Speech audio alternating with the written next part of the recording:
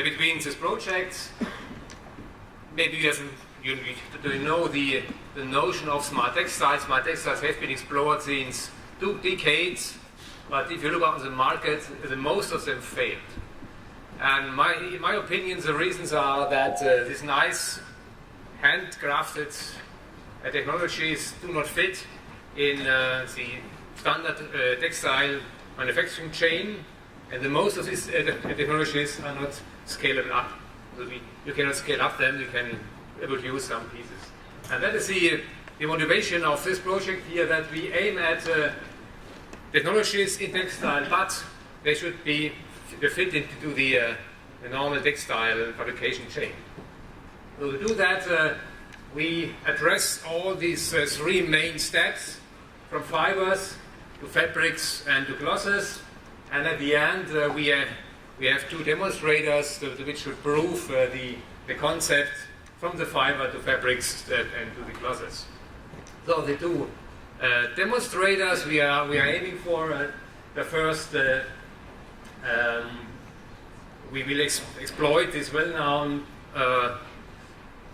principle of near-infrared spectroscopy.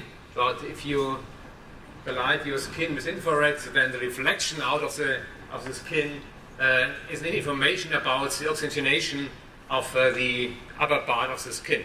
And there you can measure the oxygenation of the skin, and that is important parameter, for example, to treat this peripheral vascular disease.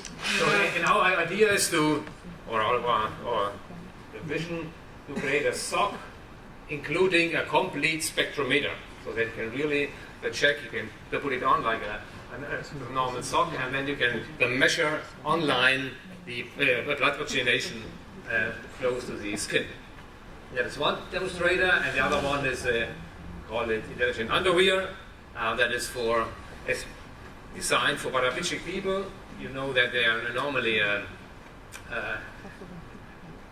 have ulcer open wounds, and we want to design an underwear including a complete, let's say, biochemical lab directly on the skin to measure and to monitor the fluids, pressure, temperature directly on the skin. So that are the goals we have, and for that we need these 3 steps from fiber to fabric to glosses.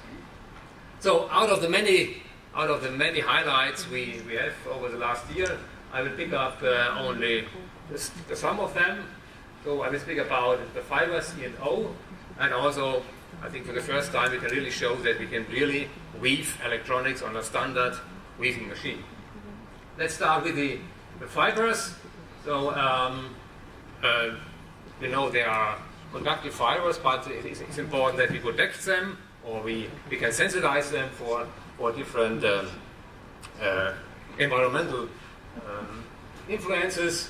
Here's one example, a PO coating of a silver fiber, and here's the question is how good is the insulation resistance, and you see an SEM over this the silver fiber. And this will say only, okay, we have a small coating.